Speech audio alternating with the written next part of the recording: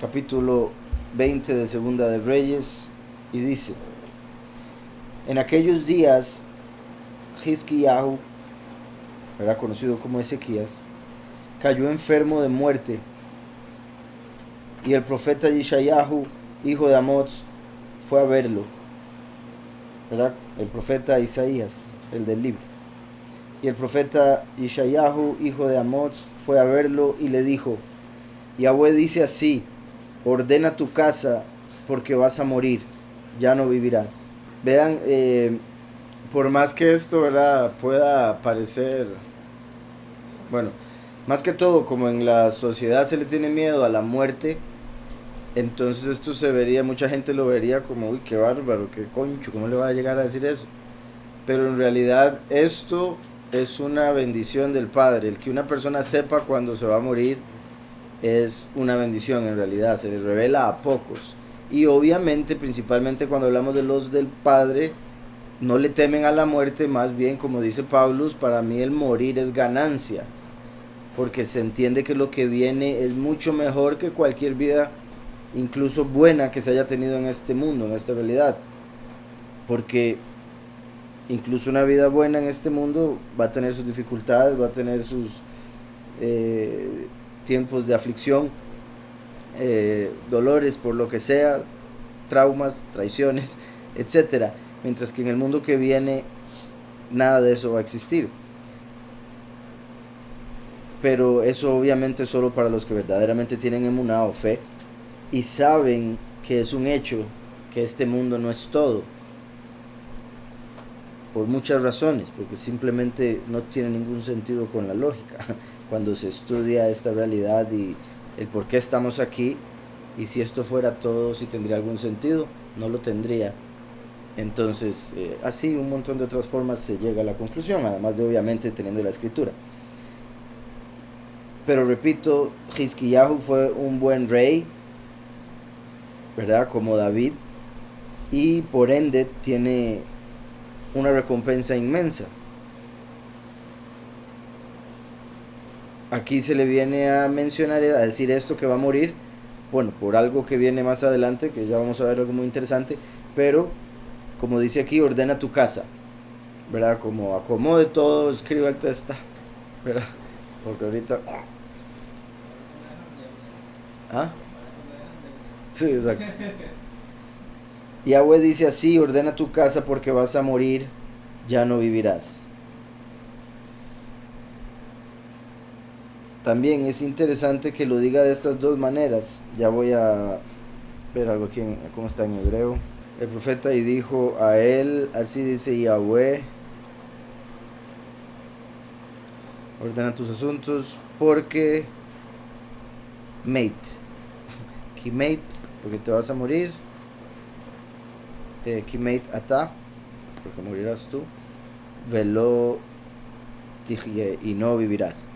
Entonces, por lo que viene más adelante, me parece interesante que lo esté diciendo de dos formas diferentes, y ya voy a explicar cuando lleguemos a esa parte a la que me refiero. Dice: entonces él volvió su rostro a la pared y oró así a Yahweh. Vean que es común, vemos en la escritura varias veces que se volvían hacia la pared para orar. Tal vez de ahí sacaron la costumbre del muro de los lamentos, ¿verdad? Pero en sí eso empezó por el hecho de que querían orar hacia la nada, por decirlo así, porque si empezaban a orar y había alguien enfrente, parecería que estaban orando a la persona, o si había una imagen, parecería que le estaban orando a la imagen, y no querían que hubiese ninguna forma de idolatría, ¿verdad? Obviamente ya también al tener a Yahushua y otro montón de cosas, llegamos a entender que Yahweh todo lo sabe y Él sabe dónde está nuestro corazón, y o sea, y podemos orar en algún lugar donde por ahí haya algo de los paganos, allá ellos, nosotros estamos orando para cubrirnos o para lo que sea, y entendemos que Yahweh entiende y sabe. En ese tiempo todo era muy letra, muy carne, entonces, y de hecho por eso terminaron haciendo ídolos, ¿verdad? Porque querían que todo fuera físico, todo lo entendían así, y por eso llegaban a esos extremos de decir una pared. para asegurarse de que no había nada. Entonces él volvió su rostro a la pared y oró así a Yahweh. Aquí hay un comentario con respecto a eso. Volvió su rostro a la pared, no por enojo como Acab, sino para concentrarse mejor en la oración. Entonces, dice, y oró así a Yahweh: te ruego, Yahweh, te ruego que hagas memoria de que he andado fielmente delante de ti y con corazón íntegro, que he hecho las cosas que te agradan. Y Hizkiyahu lloró amargamente. Como mencionaba ahora, ¿verdad? Hay dos tipos de personas, principalmente hoy en día la mayoría le teme a la muerte. Aquí Hizkiyahu, vuelvo y repito, de fijo tenía una recompensa inmensa, como él mismo lo está diciendo. Recuérdese todo lo que he hecho. Pero bueno, por un lado también, estando en la carne, sea como sea, se va a sentir algo de, si me puedo quedar así, sin morirme, sería buenísimo. Era obviamente en lo que respecta a la carne, y como decía, en ese tiempo todo era muy físico, muy de la letra, y por ende vemos aquí a Hizkiyahu orando al Padre para que revierta esa decisión. Ya se le había puesto un tiempo en el que iba a morir, y Hizkiyahu está aquí llorando amargamente porque, ¿verdad?, lo más seguro no sentía que había vivido suficiente, no estaba muy preparado para ese paso, etcétera. Y repito, en la muerte no dudo que vengan sus pensamientos. Igual Yahushua, ¿verdad?, como pidió que pasara la copa, no necesariamente porque iba a morir, sino por la forma que iba a morir. También hay que tener eso claro. Entonces dice, y Hizkiyahu lloró amargamente.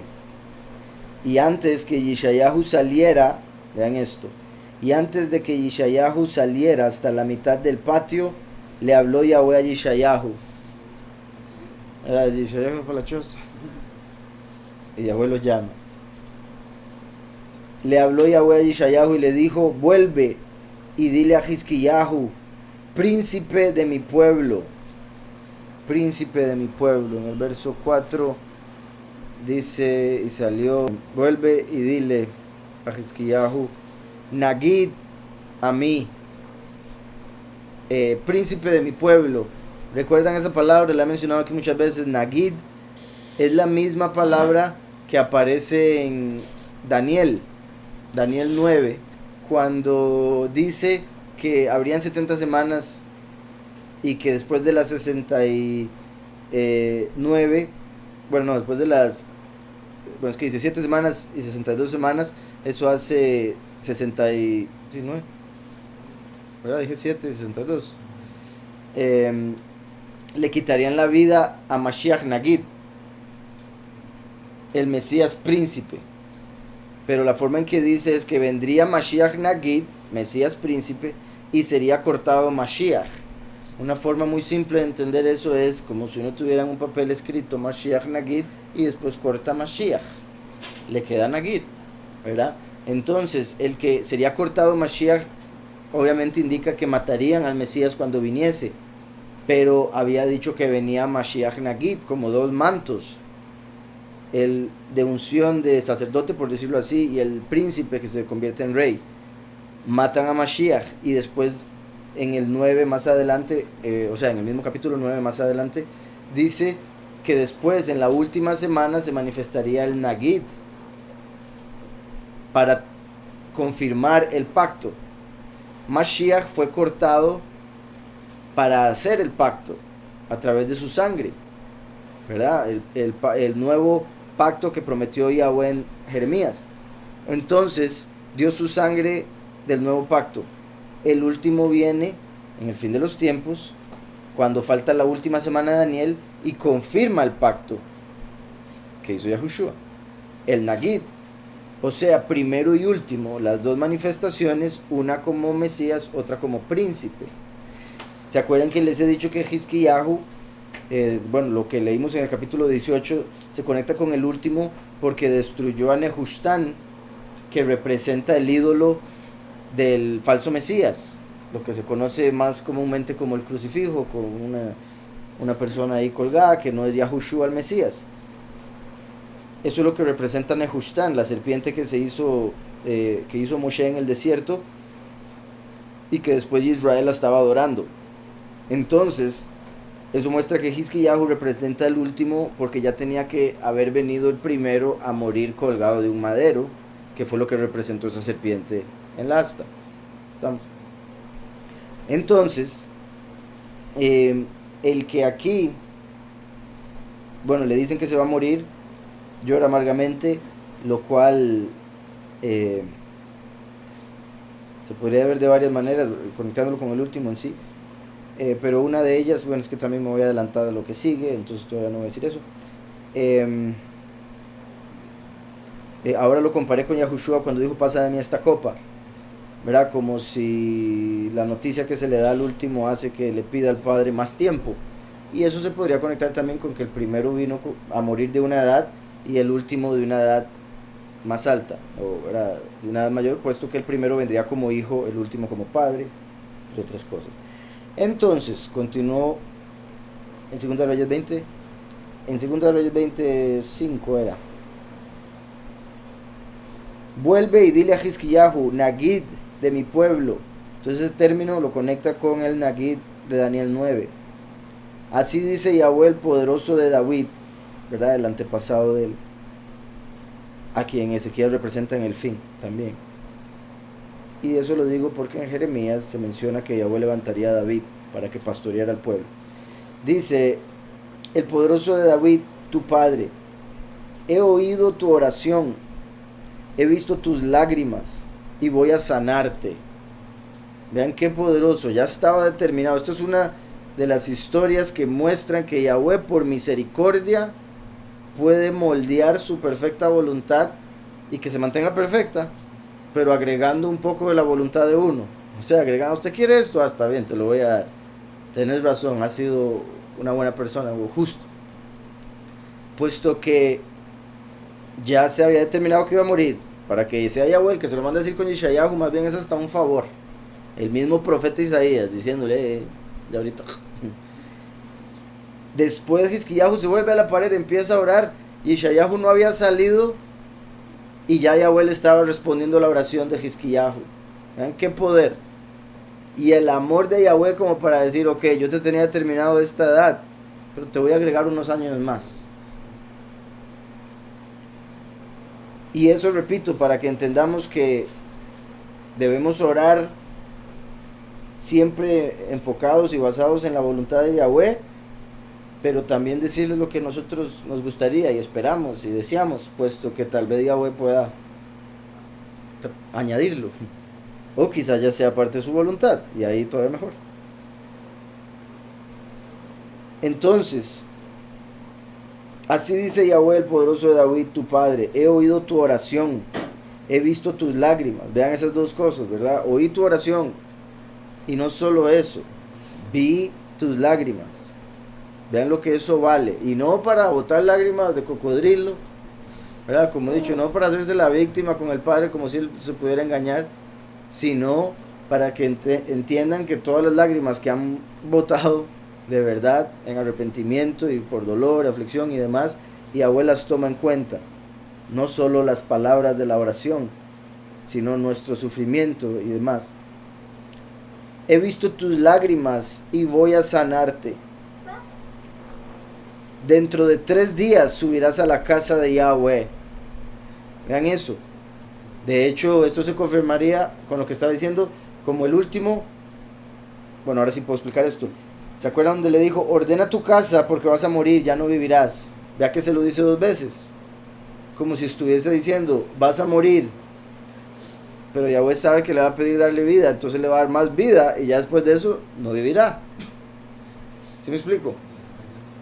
Como que vas a morir y ahí en la coma te voy a agregar vida y después no vivirás, porque ya es demasiado. Ahora, por otro lado, con esto que le acaba de decir de los 3 días y subirás a la casa de Yahweh, esto es clave y confirma que Hizkiyahu representa al último, el testigo como Moshe, porque recuerden que los 2 testigos van a morir y van a permanecer 3 días y medio muertos, después resucitan igual que Yahushua. Y en Apocalipsis 11, cuando resucitan, en el 11, 12 dice: entonces oyeron una gran voz del cielo que les decía: subid acá, y subieron al cielo en una nube y los vieron sus enemigos. Entonces va para el cielo el testigo como Moshe. En el verso 19 del mismo capítulo dice: el templo de Yahweh fue abierto en el cielo, y el arca de su pacto se dejó ver en el templo, porque ya el último entró al cielo, como el arca entrando al templo. Y le está diciendo aquí: en 3 días subirás a la casa de Yahweh. Vean cómo hay, después de 3 días de haber muerto, como le dice aquí, vas a morir. Después de haber muerto, en 3 días, cuando resucita, les dice: subid acá. En Apocalipsis vemos que el testigo como Moshe, representado por Hizkiyahu, después de que lo matan, como aquí le acaban de decir, vas a morir, 3 días después resucita y sube al cielo, al templo de Yahweh. Y aquí dice: vas a vivir, te voy a sanar. En 3 días subirás al templo, la casa de Yahweh. Entonces, esta sanidad de Hizkiyahu viene siendo como representación de la resurrección del último. ¿Estamos? Puesto que ya estaba determinado que iba a morir, pero Yahweh lo sana, que sería como darle resurrección. También interesante, bueno, lo que mencionaba de que es Nagid, el título que es con el que Yahweh lo llama. Hizkiyahu significa que Yahweh fortalece, así como la mano es fortalecida por el brazo, obviamente, y el brazo representa a Yahushua, a través de quien nos fortalece, porque todo lo podemos en el Mesías que nos fortalece. Otro punto aquí en el judaísmo, que esto lo voy a mencionar solo porque si fuese cierto es un dato interesante, pero lo veo difícil por varios factores que hemos ya visto en la escritura que difieren de esas opiniones específicas. Que una de ellas es que Hizkiyahu fue el primer hombre en sanarse de una enfermedad, que antes de este tiempo todo el mundo se enfermaba y se moría. Digamos, de hecho se dice en el judaísmo, que como les he dicho, creo que sí hay unas diferencias que hemos visto en la Torah, la verdad, pero en el judaísmo se dice que desde Adán hasta Abraham la gente no envejecía, no se notaba su vejez, no se arrugaban, nada de eso. Pero cuando nació Yitzhak era idéntico a su papá, entonces no los diferenciaban, y si llegaban a algún lugar no sabían a quién darle honor más que al otro, ¿verdad? Al padre por encima del hijo. Entonces Abraham oró para que hubiese algo que los diferenciara, y Yahweh empezó a hacer que el cuerpo envejeciera. Ahora, no al nivel de hoy en día, puesto que cuando llega Moshe a los 120 todavía tenía todos los dientes y tenía la fuerza de 20añero y cosas así. Pero sí se notaba, ¿verdad? Me imagino arrugas, quizás, bueno, el pelo blanco, cosas así. Después se dice que antes de Yitzhak, ¿verdad? Abraham es el padre de Yitzhak. Antes de Yitzhak, la gente no se daba cuenta que se iba a morir. No había nada que les diera señales de que se iban a morir. Entonces simplemente un día estornudaban y se le fue el alma. De ahí es donde viene el que uno diga salud, porque antes, ¡chuy!, ¿verdad? Se fue. Entonces, cuando llega Yitzhak, pide al padre que dé alguna señal de que la persona se va a morir. Entonces Yahweh empezó a hacer que la persona enfermara antes de morir. Entonces la enfermedad le decía: ahorita te nos vas, va preparando su casa. Cuando llega más adelante Hizkiyahu, se enferma y le dice: te vas a morir de esta enfermedad. Pero ora, y Yahweh dice: ok, no. Entonces se sana. Y Hizkiyahu, según el judaísmo, al menos habría sido el primero en sanarse de una enfermedad. Ahora imagínense hoy nosotros, hoy en día, como está el cuerpo, que se enferma, se sana, se enferma, se sana. Te vas a morir ya, no, te vas a morir ya. Entonces, decía por acá: así dice Yahweh, el poderoso de David, tu padre: he oído tu oración, he visto tus lágrimas y voy a sanarte. Dentro de 3 días, como los 3 días de Mashiach en la tumba, en el Seol, y los 3 días de los 2 testigos, subirás a la casa de Yahweh, como en Apocalipsis 11, al templo. Recuerden que casa y templo en hebreo es la misma palabra, básicamente. Hay una palabra para templo que es heikel, pero también se usa la palabra para casa, beit. Beit Hamikdash, por ejemplo, la casa del tabernáculo.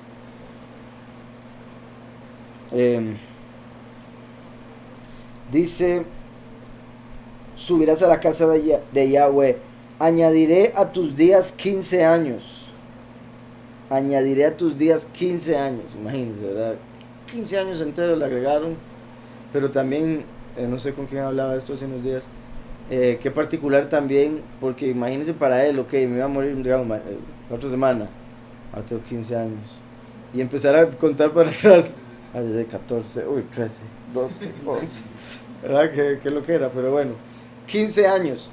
Recuerden que el valor numérico de Yah, la mitad de Yahweh, la Yud y la Hei, la que usan mucho los rastas, Yah es 15. Entonces, como un regalo de Yah, le agrega 15 años. Además de que él representa la mitad de Yahweh, porque dijo Yahweh, yo soy primero y yo soy último. Como el valor numérico de Yahweh, 26, dividido en 3 y 13. Ya lo he dicho mucho eso.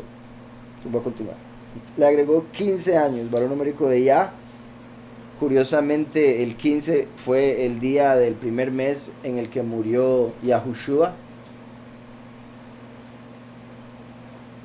como también haciendo alusión que es por Yahushua que el último puede resucitar. Añadiré a tus días 15 años y te libraré a ti y a esta ciudad de manos del rey de Ashur, de Asiria. Ampararé a esta ciudad por amor a mí mismo y por amor a David, mi siervo. Incluso vean esto aquí, por amor a David, ¿verdad? De fijo también le tenía amor a Hizkiyahu sin duda, pero imagínense el amor que le tenía a David, como para después de décadas decir, y por amor a aquel otro te voy a hacer esto. Y como les he dicho, ¿verdad? Así como las maldiciones son generacionales, pero Yahweh es tan bueno que después de 4 generaciones corta, porque si no el mundo no habría llegado a este punto. Después de la 4ª generación dice, ok, empezamos de cero. Ok, empezamos de cero. Pero lo que respecta a bendiciones, esas continúan y se continúan acumulando.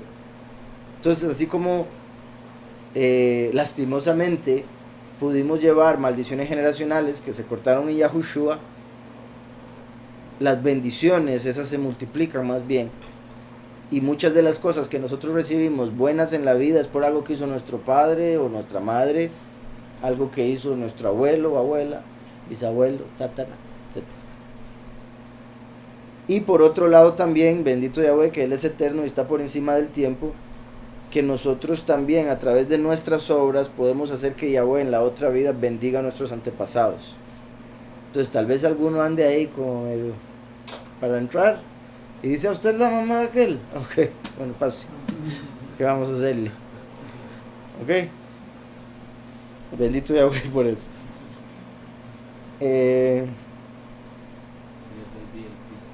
Sí. Entonces, dice, Yeshayahu dijo, tomad una masa de higos. Carita. Tomad una masa de higos. Los higos, ¿recuerdan cuando Yahushua maldijo la higuera porque no tenía frutos? Para representar que Yahudá, ¿verdad? A los suyos vino, él venía de Yahudá, mas los suyos no lo recibieron, los suyos lo rechazaron y lo colgaron del madero. Entonces, cuando él llega a la higuera, es una representación de Yahudá que no tenía fruto cuando él vino a buscar el fruto. Entonces le dijo, maldita, ahora ya nunca más vas a dar fruto. Y por eso se abrieron las puertas para los gentiles. Y para que, obviamente, los que creyeran en Mashiach pudiesen ser injertados en Mashiach.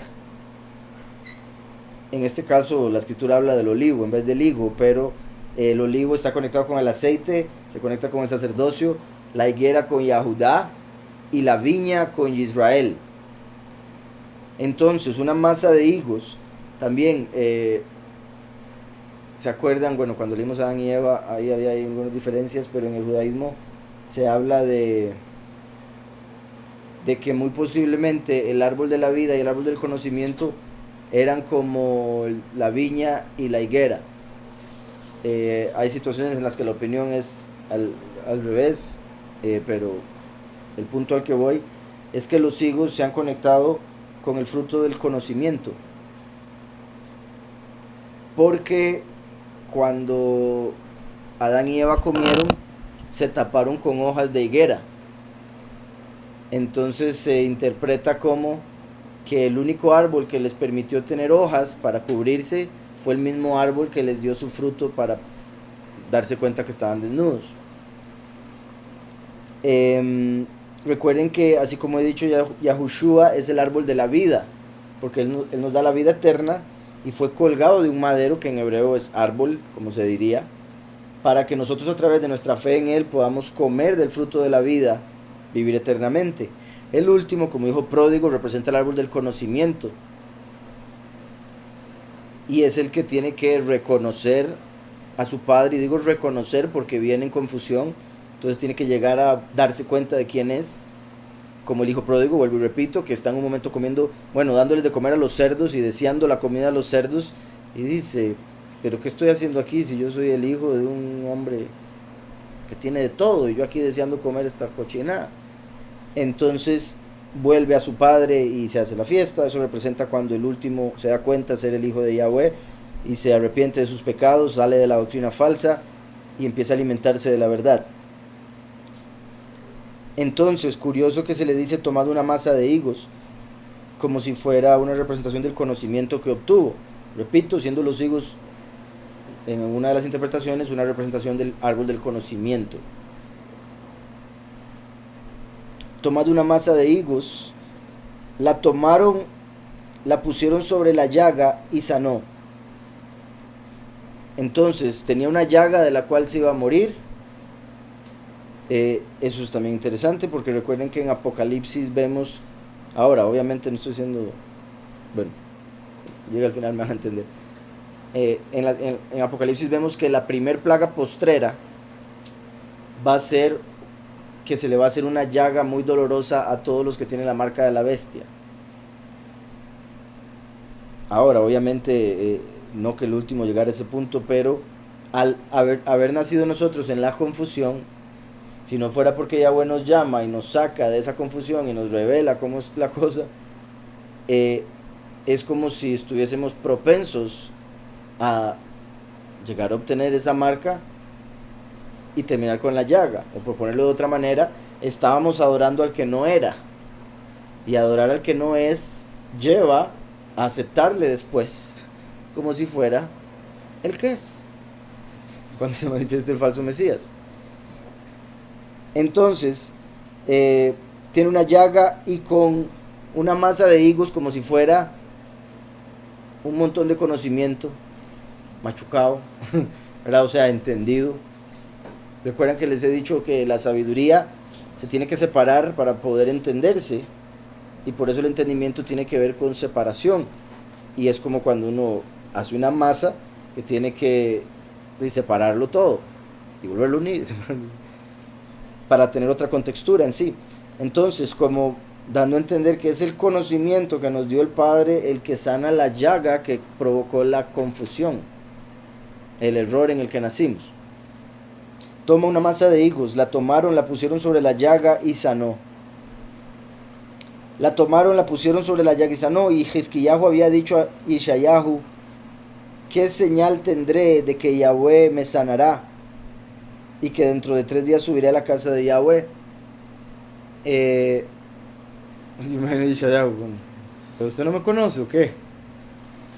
Y sorprendente, ¿verdad? También uno esperaría un poquito más de Hizquiyahu, siendo yo hijo de David y todo lo demás. No sé, no lo quiero juzgar, pero sí está, o sea, uno esperaría como que diga, está bien, ya, todo bien, ya me siento hasta mejor de la llaga. Pero no, pide unas señales. Quiero estar seguro, después me muero mañana. ¿Qué señal tendré de que Yahweh me sanará y que dentro de 3 días subiré a la casa de Yahweh?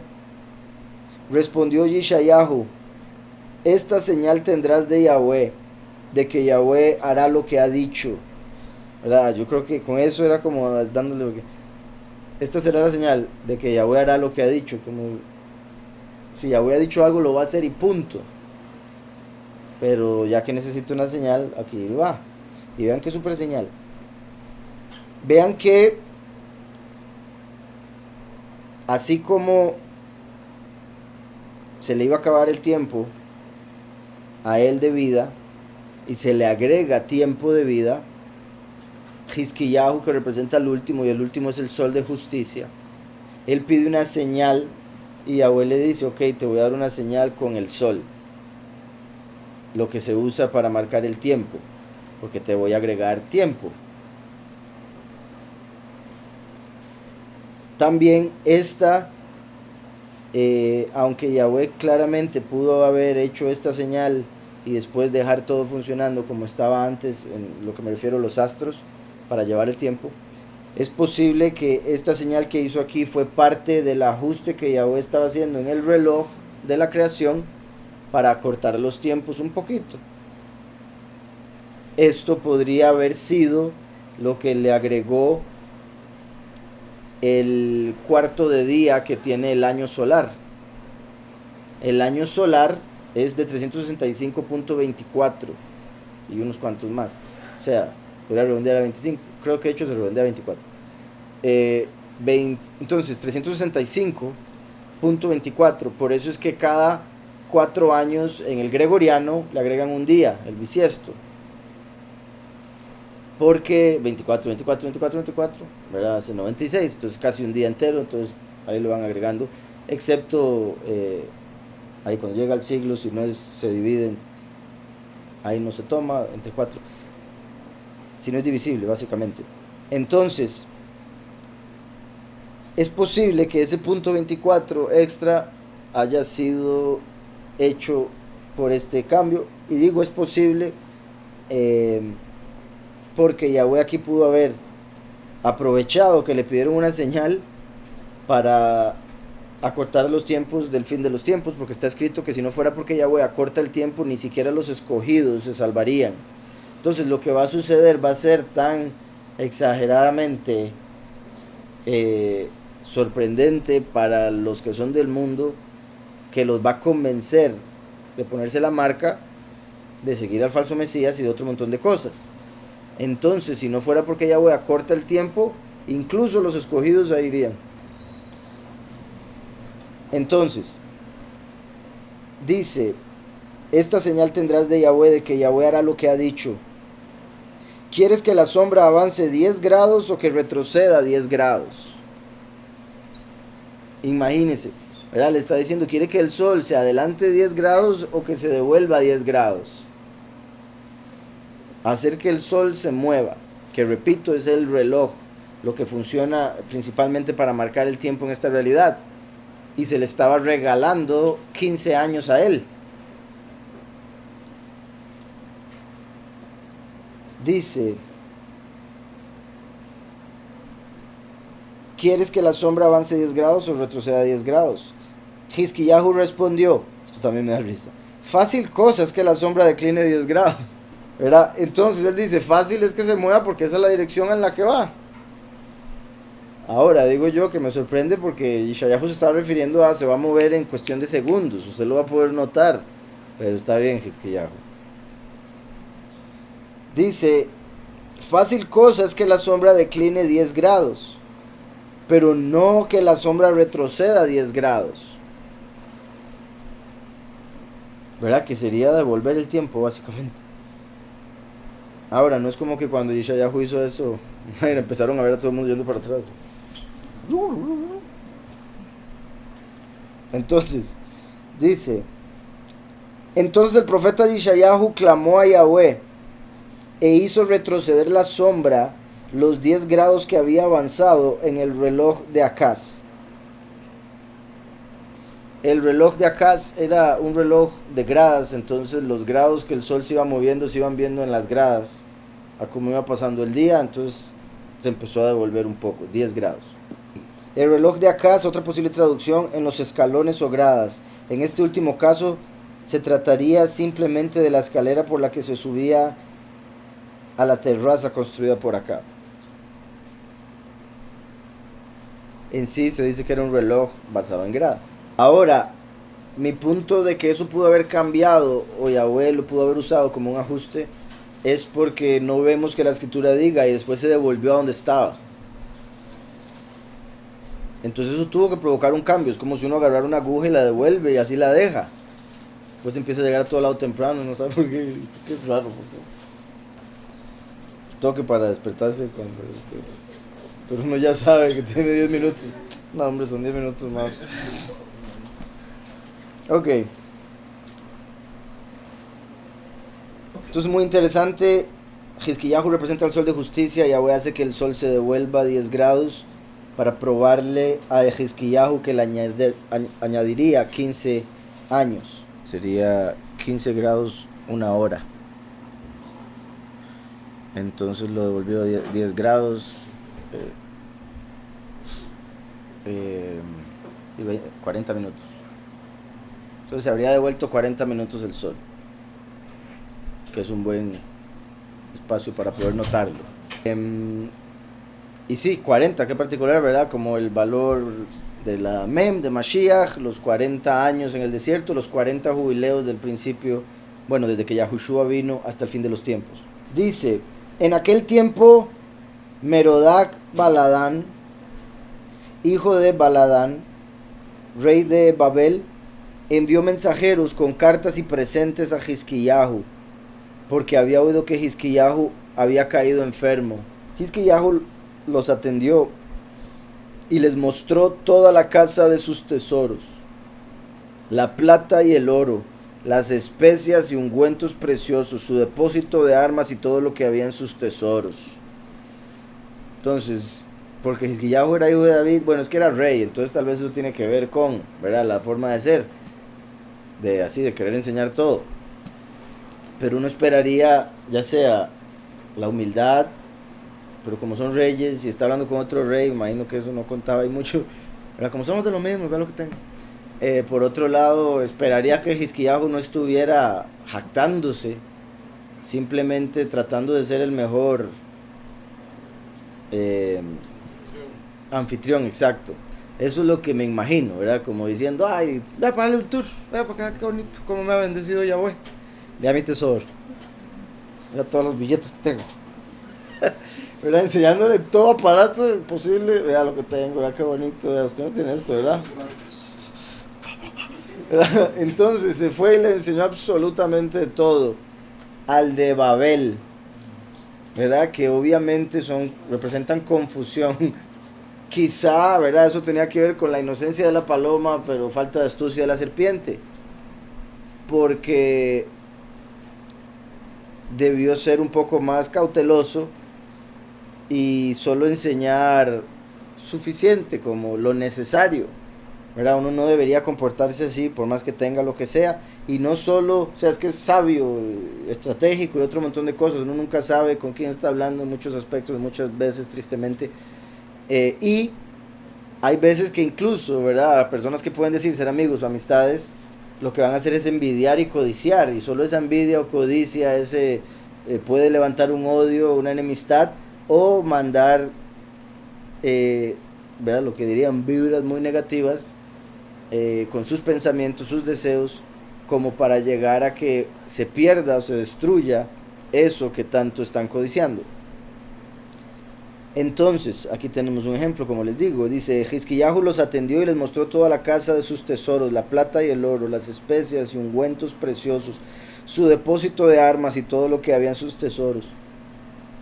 Ninguna cosa quedó que Hizkiyahu no le mostrara. Pero en el sentido del último, como Hizkiyahu es particular, que va a tener que hablarle al mundo entero, y entre esos está Babel. Entonces es como inevitablemente, en cierta manera, por como será lo de la enseñanza mundial, se le darán perlas a los cerdos, por decirlo así. Van a escuchar muchos de los tesoros espirituales de la escritura, no los van a saber apreciar, no los van a saber entender, pero eso también puede provocar el odio que los va a llevar a los del mundo a matarlos, ¿verdad? Dice, ninguna cosa quedó que Hizkiyahu no les mostrara, tanto en su casa como en todos sus dominios. Dice, entonces el profeta Yeshayahu fue a ver al rey Hizkiyahu y le preguntó, ¿de dónde vinieron esos hombres y qué te dijeron? Ya uno así como preocupado, ¿por qué? Hizkiyahu le respondió, de lejanas tierras han venido, de Babel. Yeshayahu le envió a preguntar, perdón, Yeshayahu le volvió a preguntar, ¿qué vieron en tu casa? Hizkiyahu respondió, vieron todo. Era él como si fuera una gran... Vieron todo lo que había en mi casa, nada quedó en mis tesoros que no les mostrara.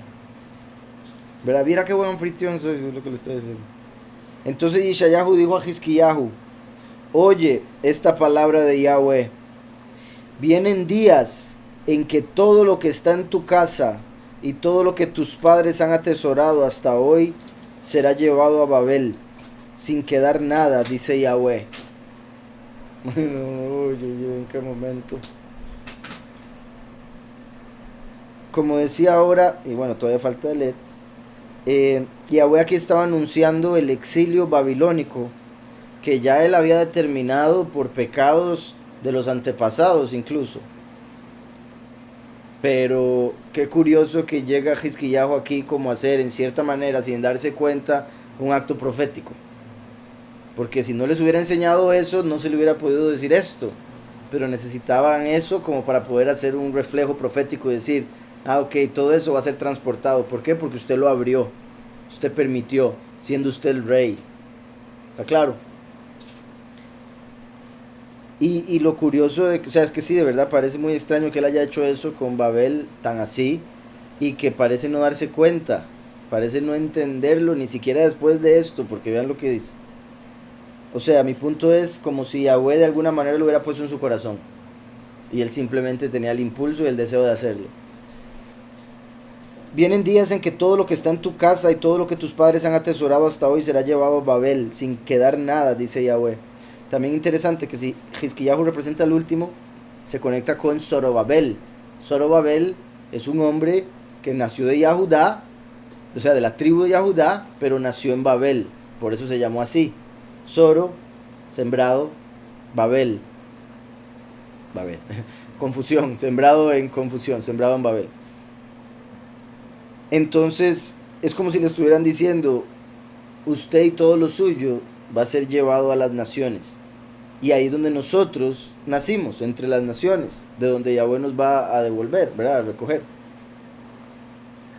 Sin quedar nada, dice Yahweh. Y algunos de los hijos que salgan de ti, que hayas engendrado, ¿verdad? Zorobabel vino de ahí, los tomarán para que sean eunucos en el palacio del rey de Babel. Entonces Hizkiyahu dijo a Yeshayahu, la palabra que has hablado de parte de Yahweh es buena. Imagino Yeshayahu como, ¿ah? ¿What? ¿Qué? Cosa más extraña, ¿cómo? La palabra que has hablado es buena. También, ¿verdad? Me imagino que en ese momento tenía una muy buena amistad con Merodach Baladán, como para pensar que era positivo que le sirvieran descendientes suyos. Pero es que no veo yo la conexión de ninguna manera, entonces algo tuvo que ser diferente ahí en la historia. Dice, la palabra que has hablado de parte de Yahweh es buena. Oigan, pues pensaba, que nos da una explicación en la escritura, al menos en mis días habrá paz y seguridad. ¿Verdad? Dice, yo tengo 15 años, ¿para cuándo es eso? Oh, ok. Entonces él decía, por lo menos mientras yo esté vivo, voy a vivir bien. Y el castigo que va a venir, o sea, yo espero que haya sido así que pensó más o menos. El castigo que va a venir no es mi culpa, porque yo he hecho todo lo posible como rey, es por todo lo que ya Yahweh había prometido en un pasado. En sí el pueblo fue llevado a Babilonia por 70 años, que representa las 70 naciones en las cuales seríamos echados. 70 jubileos, más o menos. Porque el primer jubileo en celebrarse fue el 50, bueno, digo yo en celebrarse oficialmente, fue el 50, cuando se entró a la tierra prometida. Y ahí se duraron pocos años y Yahweh nos sacó. ¿Por qué? Porque de todos los años que estuvimos ahí, no se dejó la tierra descansar. En 490 años no se hizo que la tierra descansara cada 7 años. Porque el séptimo año es un Shabbat de años, había que dejar la tierra descansar. Y el pueblo dijo, no, ¿cuál descansar? Póngale librete. Entonces, 490 años, no dejaron descansar 70 años. Entonces Yahweh dijo, pues se van 70 años para Babel y ahora la van a dejar descansar, a la fuerza. Entonces se van para Babel y ahí es donde aparece Daniel. Y la profecía de que se irían bueno, no solo la profecía, el momento en el que sucedió que Babel se los llevó, fue el tiempo de Jeremías. Por eso se dice que fue Jeremías el que escondió el arca del pacto del templo cuando entró Babel. Entonces, dice, pues pensaba, al menos en mis días habrá paz y seguridad. Los demás hechos de Hizquiyahu, sus proezas y cómo hizo el estanque y el conducto para dotar de agua a la ciudad, ¿no está escrito en el libro de las crónicas de los reyes de Judá? Hizquiyahu durmió con sus padres y en su lugar reinó su hijo Menashe. Ay, ay, ay. Ok. Vean qué particular que hizo un estanque. O sea, era conocido por haber hecho un estanque y un conducto para dotar de agua a la ciudad. Y recuerdan que, como dije, Hizquiyahu representa el último viene en el fin de los tiempos, y el fin de los tiempos es cuando empezaría la era de Acuario, que es el hombre que está, ¿verdad?, dejando caer agua en tierra, como cuando Yahushua le dijo a los discípulos, cuando vean un hombre con un cántaro de agua, síganlo a la casa donde va a entrar y todo lo demás, como dando a entender el fin de los tiempos, que todo empezaría entrando en la era de Acuario, el hombre con el cántaro de agua. Y aquí vemos que Hizquiyahu era conocido por haber hecho un conducto de agua, como el último que da la enseñanza del agua de vida, Yahushua HaMashiach. ¿Estamos claros? También me parece curioso que dice, al menos en mis días habrá paz y seguridad. Sabemos que en los últimos 7 años se dividen en 3,5 y 3,5. Los primeros 3,5, que son 42 meses, como decía el hermano, es cuando predican los 2 testigos, uno de los cuales vendría siendo representado por Hizquiyahu. Y es como si se le hubiese dicho, va a venir gran tribulación y Babel va a tomar control. Pero él diciendo, bueno, por lo menos yo ya no voy a estar aquí, ¿verdad? Y en mi tiempo va a haber paz y seguridad. Y es que más que todo lo digo porque recuerden que cuando matan a los 2 testigos, aquellos que los odian, esperando que las plagas se acaben, van a decir paz y seguridad. Y por eso en Tesalonicenses dice, cuando digan paz y seguridad, destrucción repentina vendrá sobre ellos. Entonces va a ser todo lo contrario a lo que espera la gente. Pero en lo que respecta a los 2 testigos, Yahweh no va a permitir que los puedan matar durante sus primeros 3 años y medio. Entonces decía, y en su lugar reinó su hijo Menashe. ¿Por qué le dijo Yahweh, pon tu casa en orden? Sí, es como diciéndole, haga el testamento, lo que tenga que pagar, páguelo, lo que tenga que arreglar, arréglelo, lo que le tenga que decir a sus hijos, dígaselos, a su esposa, etcétera, ¿verdad? Porque una de las cosas más feas es, bueno, lo sé por historias así, de alguna persona que no le haya dicho algo, digamos, que amaba a alguien y la persona se muere y después dice, uy, ¿por qué no se lo dije cuando lo tenía? Y cosas así, que de fijo se llevan por toda la vida. Le pude haber dicho. Entonces, eso es una de las formas de poner todo en orden. Después dice, si aparentemente Hizquiyahu le dice orando, he andado íntegro de corazón y he hecho lo que te agrada. Así, no era que le estaba diciendo estás en pecado. Al decirle pon tu casa en orden, no era estás en pecado. Era haga lo que tenga que hacer antes de morirse. Por eso le estaba avisando. Porque si no se lo lleva así, ¿no? Pero qué curioso también, porque si Yahweh no le avisa que se va a morir, Hizquiyahu no puede orar para seguir viviendo. Y no le puede regalar 15 años. Entonces, en cierta manera, Yahweh le quería dar los 15 años. Y por eso le avisa que se va a morir. Para llamarlo a la oración. ¿Sí me explico? Entonces, muchas veces pueden pasar cosas en nuestra vida que no es para muerte, no es para destrucción. Más si somos de Yahweh.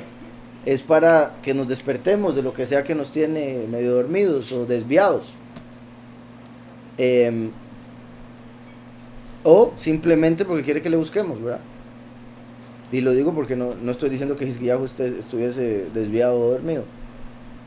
Pero sí es interesante que fue Yahweh, sea como sea, el que inició todo y por ende llevó a Hizquiyahu a orar como para después regalarle los 15 años. Una vez que una persona llega al Seol, puede ir a la parte bonita, reencarnar y esta vez llegar a la parte fea y viceversa. Es decir, gente reencarnada puede ser que conozca a ambos. Es una buena pregunta. Hay un verso de, ¿verdad? Bueno, por un lado, cuando se está en el Seol, ninguno de los que están en el infierno pueden pasar al paraíso, ninguno de los que están en el paraíso pueden pasar al infierno. Como el Yahushua lo explica con la historia de Eleazar y el rico. Por otro lado, si hablamos de reencarnación, hay un verso de Yahushua que dice que si una persona le hace daño a otra, debería pedirle perdón lo más pronto posible, porque usted no sabe si la otra persona va a pedir justicia y después la persona que hizo el mal se muere. Obviamente Yahushua lo explica como con una parábola y le dice, le pide justicia al juez y el juez habla con el guarda y el guarda va y lo atrapa y lo mete en la cárcel. No va a poder salir de ahí hasta que pague la última blanca. Entonces, como diciendo, hasta que pague la fianza. Entonces eso es muy interesante porque la prisión representa el infierno, el guarda, el acusador, el satán que se lo lleva al infierno. Si se muere habiendo ofendido, habiendo hecho mal. Entonces dice, no va a poder salir de ahí, que eso indicaría no puede salir del infierno hasta que pague. Entonces sí se puede terminar pagando a través del sufrimiento que se lleva ahí. En sí, digamos, en el judaísmo tratan de meterse muy en contra del cristianismo, entonces muchos dicen, no, el infierno no existe. Lo explican de una manera, tratando de hacerlo de una manera muy diferente, pero es la misma función. Ellos hablan de que se puede ver como un hospital, ¿verdad? Que a nadie le gusta ir al hospital, es feo, hay dolor, se oyen gritos, pero es para poder salir de ahí mejor, se supone. Así era antes, ¿verdad? Entonces, el alma va ahí, que también se representa por una lavandería, en el sentido de que el alma va a lavarse. Y verá, para lavar la ropa hay que restregarla y si fuera uno ropa le dolería. Entonces, básicamente el alma entra en un fuego purificador que va a estar quemando todo lo malo, lo negativo del alma. Y una vez que ya quemó todo, tendría la posibilidad de volver a ascender y tener la oportunidad de rectificar lo de la vida anterior. Y en ese caso, digamos, si fuese posible, ahora mi punto de si es posible, lo difícil es que el alma de verdad quiera cambiar, el alma de un impío, volverse justo, no es tan fácil. Entonces, pero digamos, que venga al mundo, porque ya vuelve a la oportunidad, rectifica, sí podría ir al paraíso. Del paraíso podría volver a venir y digamos, si sigue haciendo cosas mejores, va al paraíso en un lugar más elevado. ¿Sí me explico? Entonces Yahushua sí dijo que se puede salir del infierno cuando se paga la fianza. Algo interesante que también se tiende a interpretar erróneamente es que la escritura habla de que el infierno es un fuego eterno. Entonces la gente dice el infierno es para siempre. Pero es que eso no es lo que está diciendo al decir que el fuego es eterno. El fuego es eterno porque no es un fuego temporal como el de la tierra, físico, es un fuego espiritual. Y el fuego celestial es como Yahweh, que es eterno. Pero el infierno como tal es como el mar, que está lleno de agua, pero las nubes, como siempre les digo, ¿verdad?, succionan el agua y se la llevan a las montañas y de ahí vuelve a caer al mar. Que el río representa la vida del hombre que desde que nace va hacia la muerte.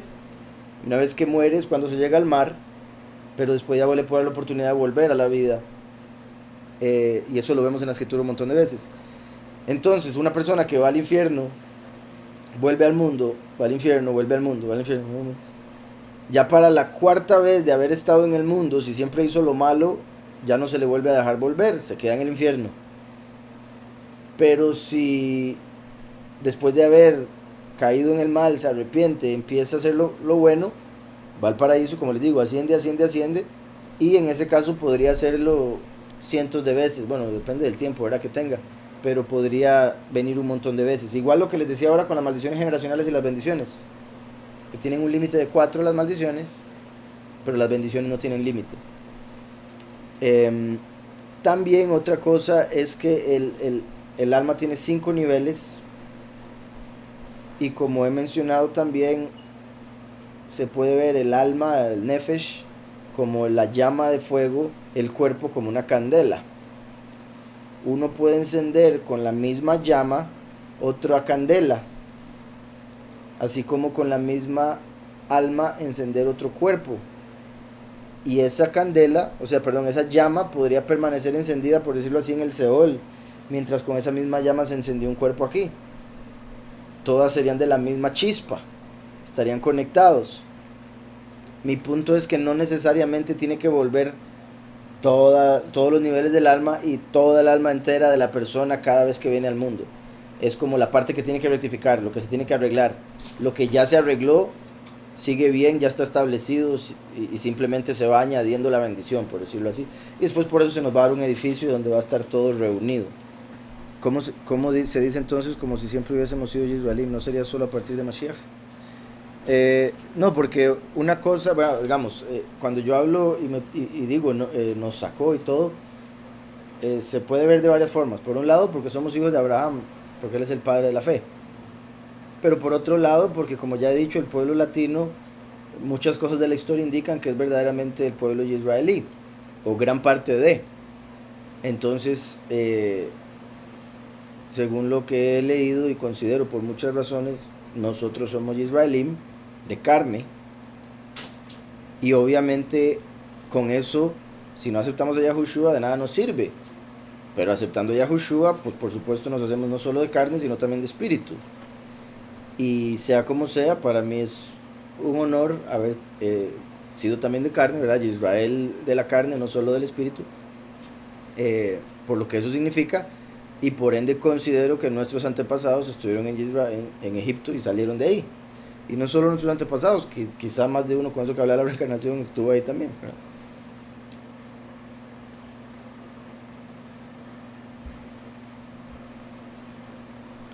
Dice, a menos que uno esté completamente seguro que tiene herencia de sangre de ellos, ¿me podría explicar, por favor? Sí, como le digo, yo sí considero estar completamente seguro. Ahora, obviamente puedo entender que cualquier persona puede cuestionar eso, pero allá la persona. Eh, y digamos, si usted me dijese que hay que hacerse un examen de ADN, esos exámenes no sirven para eso, porque solo buscan los judíos de hoy en día, Ashkenazi, es lo único que muestran. Ni siquiera sefardita, según el último que había visto al menos, el último examen que había visto de esos. ¿Ya pone sefardita? Ah, no, solo Ashkenazi. Sí. Y como le digo, hay mucha evidencia de que el pueblo latino, ahora no voy a decir el 100% de los que dicen ser latinos, porque también se dio mucha mezcla en el pueblo latino, pero el pueblo latino en general vendría siendo descendiente de Israel. Principalmente, bueno, no principalmente, pero todos los que echaron de España y todos los que ya estaban en América antes de que llegaran, esos otros que mencioné, como lo dijo Esdras, el libro de Esdras. Dice Coris, los 144.000 no verán muerte. En sus cuerpos no, pero tal vez sí así. Como dice la escritura, que harán 1.000, 10.000, pero a mí no llegarán. Entonces, me imagino que se está refiriendo a que no van a morir. No. Dice Nora, ¿es como lo que explican el catolicismo sobre el purgatorio? No. No, porque por un lado eso lo hacen separado del infierno y del paraíso, y el purgatorio es una forma en la que mantienen a la gente aquí amarrada, porque les dicen, si usted ora por esa persona va a poder salir, y si usted paga esto y paga lo otro, más rápido. Y eso ya es una farsa. Uno no puede hacer nada por los que se fueron.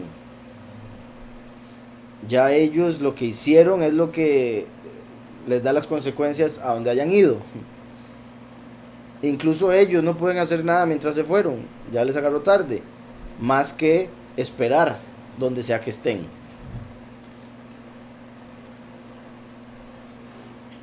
Dice, ¿se puede entender que el infierno es confusión y arrepentimiento? Es parte de, es confusión, arrepentimiento, crujir de dientes, es vergüenza, es tortura, dolor, aflicción, etc.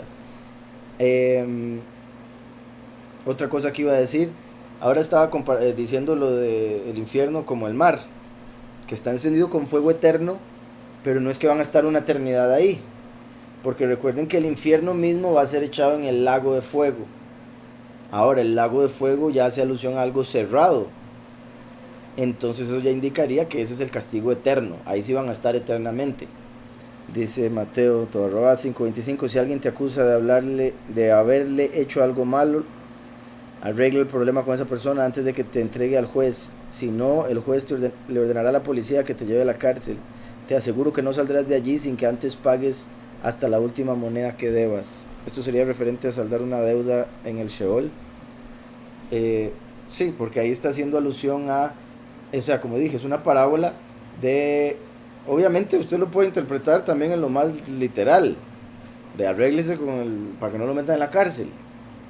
Pero el contexto es una parábola que se puede entender como arréglese con el hermano, no sea que se termine muriendo en pecado y por esa persona haber orado a Yahweh, Yahweh le manda al enemigo a llevárselo, como se llevaron al rico. ¿Y a dónde lo metieron? En el infierno, que era como una prisión, él estaba deseando salir. Te aseguro que no vas a poder salir de ahí hasta que pagues. Ahora, digamos, yo podría entender que alguien diga, no, yo con estos versos no puedo decir que la reencarnación existe, pero no se basa solo en eso, hay otro montón. Por ejemplo, hay uno de Salmos que tristemente en español lo traducen muy mal, pero donde David dice que hará volver a sus enemigos al Seol, los hará volver al Seol, y el Seol es a donde van los muertos. Entonces si van a volver ahí, quiere decir que ya habían estado ahí, entonces ya estaban muertos. Yahweh les da vida otra vez, pero vuelven como enemigos, entonces hay que volver a mandarlos. Entonces hay muchos versos que hacen alusión a la reencarnación a través de toda la escritura, Antiguo y Nuevo Pacto. Dice, ¿por qué dice entonces en Hebreos que el ser humano debe morir una vez? Ese verso, ese es el video que hay que hacer así como es. Hebreos 9:27. O sea, cada vez que yo menciono reencarnación hay alguien que me sale con eso. Entonces esto lo he explicado 7000 veces, así que espero me entienda que voy a hacer lo más breve posible. Y lo digo también porque está explicado en otro montón de partes. En el libro lo explico, para cuando salga lo va a poder ver muy bien explicado, espero. Y también puede ver el estudio de Hebreos 9, se lo recomiendo, le va a quedar más fácil.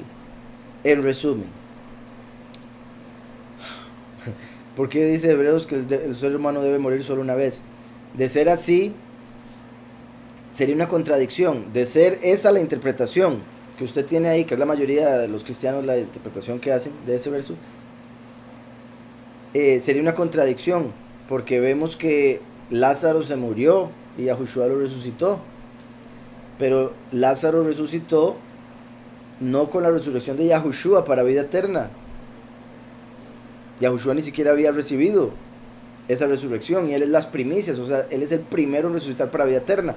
Entonces las personas como Lázaro, porque hubo otros que en el antiguo pacto murieron, Jonás, ¿verdad? Y Jonás se dice que murió 2 veces antes de la final, entonces habría muerto 3 veces, pero como que una sola vez. Los 144,000 van a ser llevados vivos, pero no es que hay que morir una vez, sería contradicción. Y la escritura dice, muere una sola vez y después de esto el juicio. El juicio final, según Apocalipsis, es después de 1 milenio. Desde ahorita 1 milenio más. Pero como si dice, muere y el juicio. Y la escritura dice juicio final. Entonces si hay juicio final, hay juicios previos. Entonces lo que está diciendo es, la persona se muere y se le juzga para ver si va al infierno, al paraíso, y cuánto tiempo en cada lado, si es que va a tener que volver a venir, o si ya se le juzga que no puede volver a venir al mundo. Se tiene que dar un juicio, y después de eso eventualmente el juicio final. Puede morir. También recuerden que Enoc y Eliyahu se fueron vivos. Por eso es que hay mucha gente que interpreta este verso de esa manera, que dicen son los 2 testigos que tienen que bajar vivos del cielo. Pero de ser así, si vienen al mundo para morir, como muchos dicen, porque es por este verso, entonces los 144,000 se los lleva Yahweh vivos, pero después les dice, vayan un toque para que mueran. Y eso no tiene ningún sentido, es otra contradicción. También, exacto, ¿verdad? En el sentido de Juan el Bautista, Yahuanán el Inmersor, nace de una pareja normal Y Yahushua dice, ese es Eliyahu. Mientras los discípulos estaban esperando el Eliyahu del cielo porque se fue al cielo. Y eso de hecho es una muestra de cómo sería la segunda manifestación.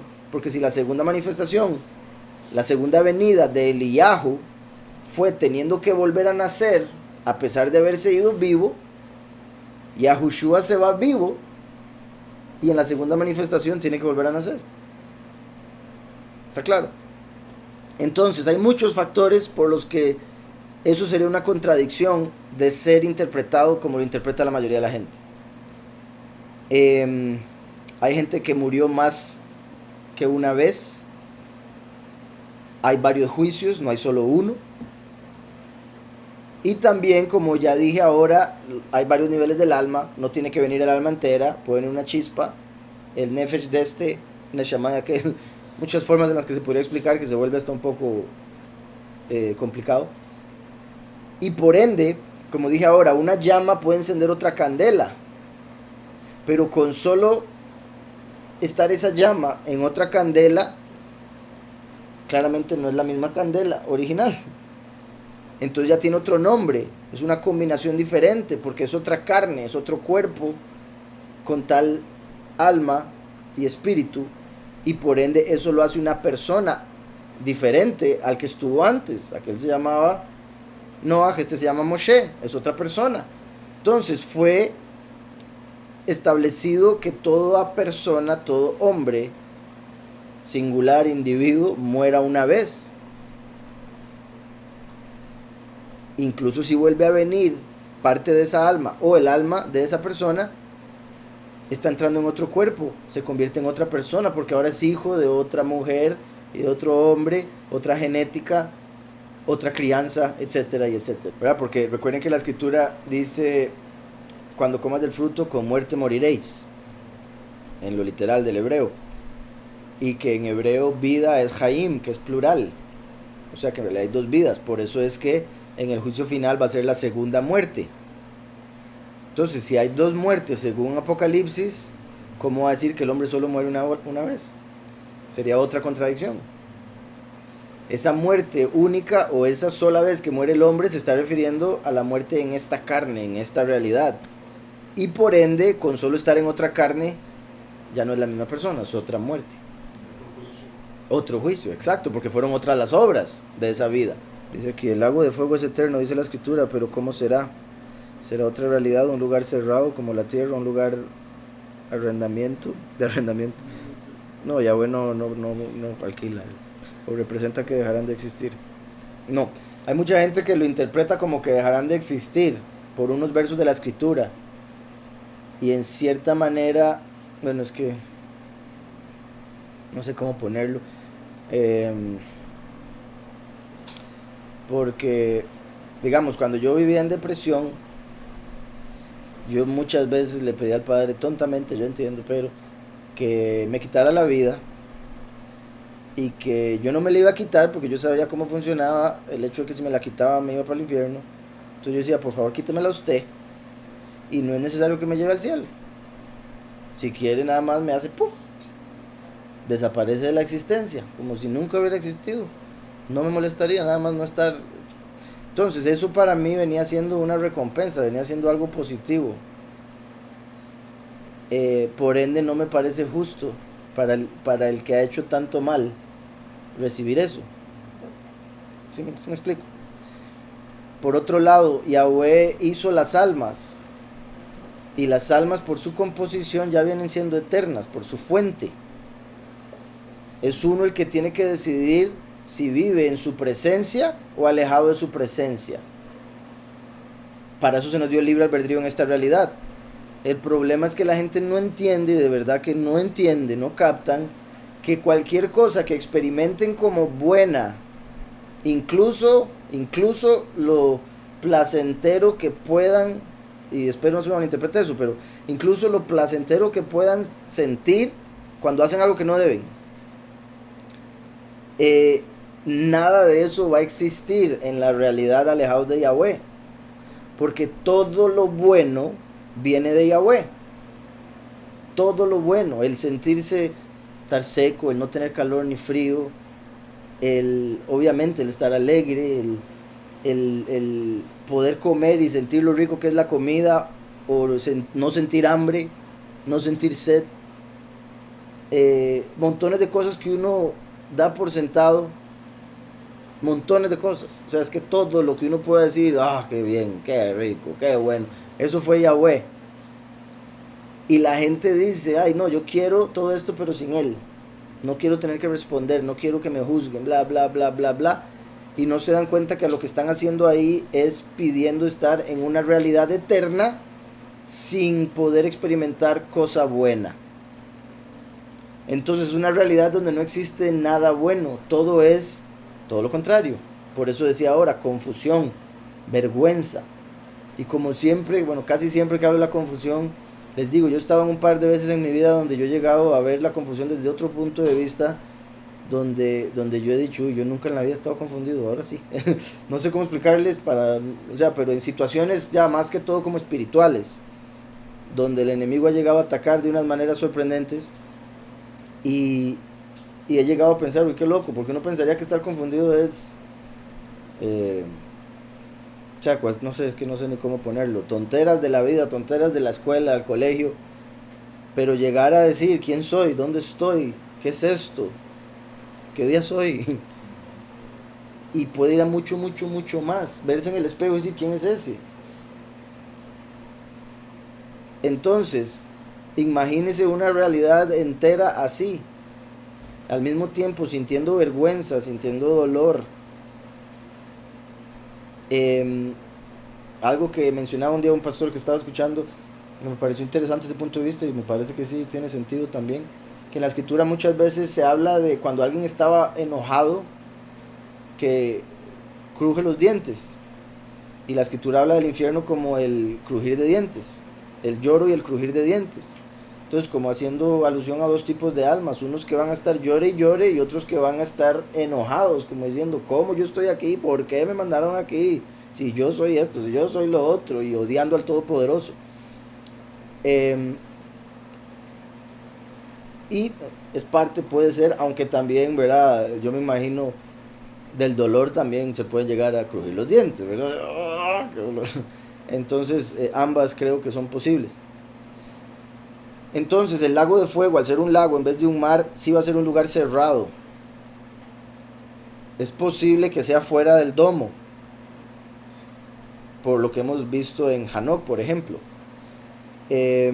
Yo considero, yo no sé, y eso es algo que lo he sentido, pero puede ser tontera mía, que de alguna manera, porque Yahweh todo lo hace con un propósito, yo considero que de alguna manera va a tener un propósito, va a tener una función para la misma realidad, como si fuera, digamos, una realidad que funciona a pura leña y se necesita el horno encendido siempre para producir algo. Creo que va a ser algo así. Y el combustible va a ser cada alma de un pecador. La escritura dice, y dejarán de ser por siempre. Entonces algunos lo interpretan como ya van a dejar de existir, pero no necesariamente, porque ahí lo están viendo desde el punto de vista de esta realidad que es temporal, pero vamos a entrar a la realidad eterna. Nosotros vamos a ser por siempre, ahí el dilema, ser o no ser. Ellos van a dejar de ser por siempre, o sea, eternamente van a no ser. Y de ahí lo que les digo de la confusión, el ser es el que nos podamos ver y decir, mire, yo sí estoy así. La confusión es la que los lleva a no saber ni quiénes son. Ahora van a tener que tener algo de conciencia como para saber por qué están ahí, fue su decisión, pero a partir de ahí la confusión y el desmadre.